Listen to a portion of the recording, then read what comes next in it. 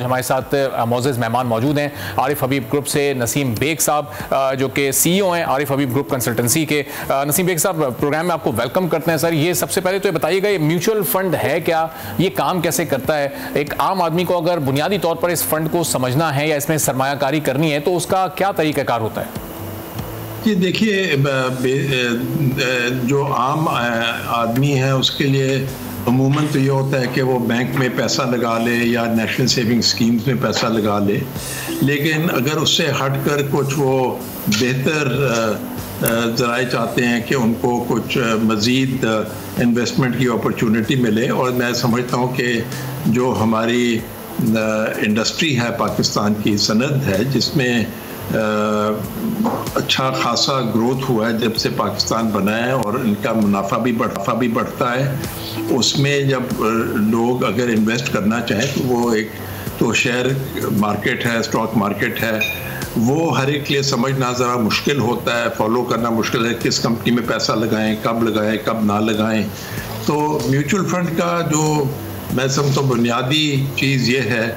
कि जो छोटे सेवर्स हैं उनके पैसे इकट्ठे करके और जो एक फंड मैनेजमेंट टीम है वो सोच समझ के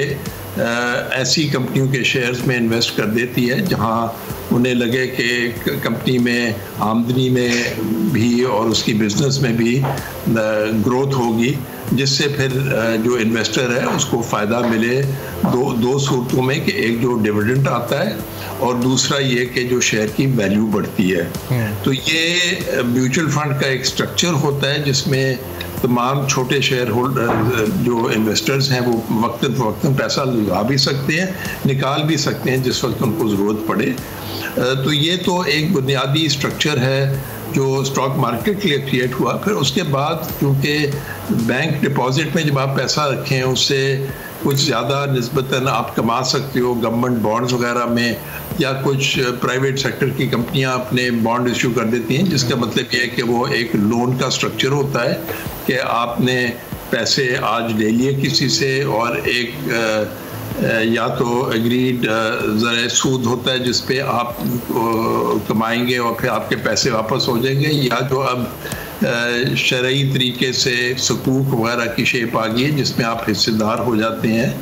लेकिन ये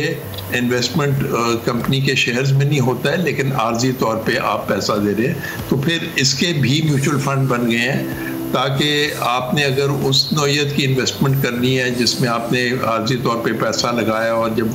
वापस लेना चाहें ले लिए, उसमें जो आम तौर से स्टॉक मार्केट में शेयर के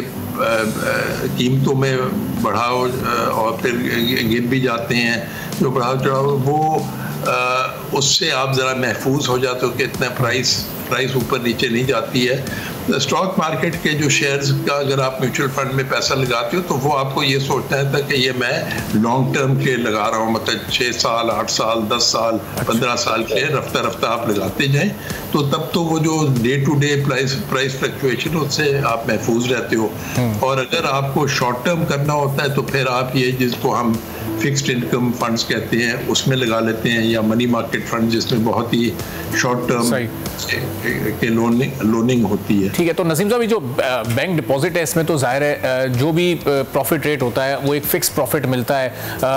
जो एनुअल एक रिटर्न आता है। तो ये म्यूचुअल फंड में जो रिटर्न होता है वो बैंक डिपॉजिट से ज़्यादा होता है, रिस्क फैक्टर इसमें कम होता है, प्रॉफिट टेकिंग इसमें ज़्यादा होती है? म्यूचुअल फंड किस नौयत का है उस पर डिपेंड करता है। देखिए, अगर आपने म्यूचुअल फंड में पैसे लगाए हैं जो आगे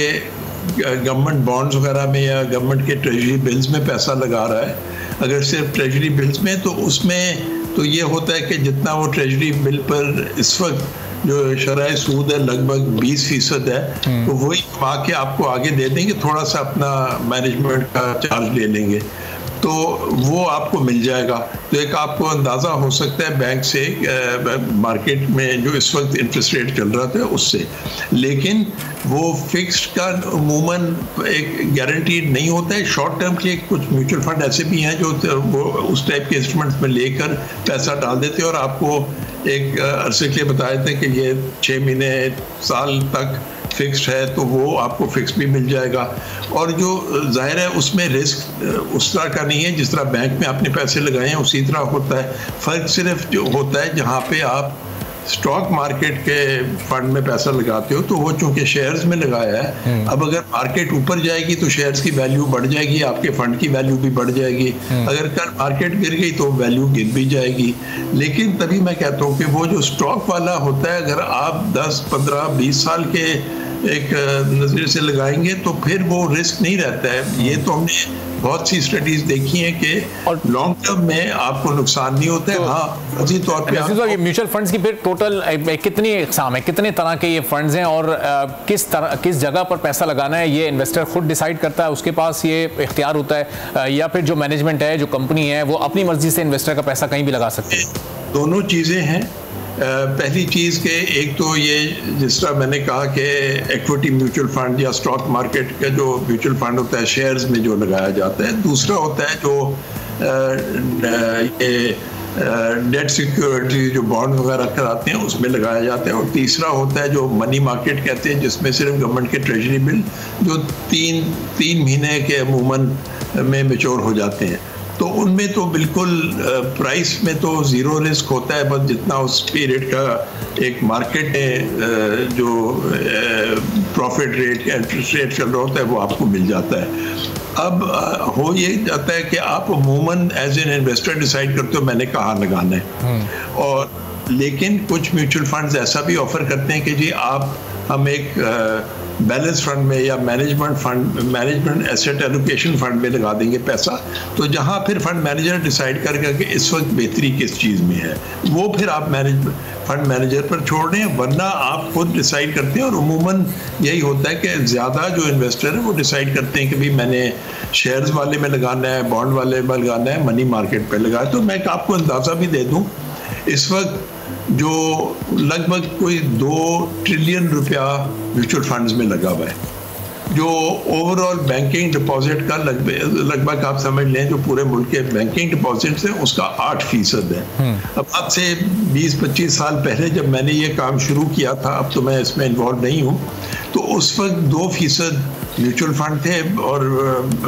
बैंकिंग डिपॉजिट के, तो आज उससे समझें कि 4 गुना हो गया है, क्योंकि इसकी तरफ लोगों का रुझान हुआ है। दूसरा ये है कि जो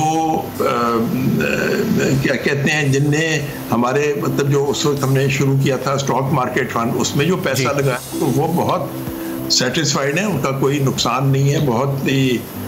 सेफली और बहुत कमाया है उस पर उनने। ठीक है, मार्केट में भी लगाने से ज़्यादा कमाया है। ठीक है, बहुत बहुत शुक्रिया नसीम बेग साहब, CEO आरिफ हबीब ग्रुप कंसल्टेंसी हमारे साथ मौजूद। सब्सक्राइब करें और बेल दबाएं ताकि कोई खबर रह न जाए।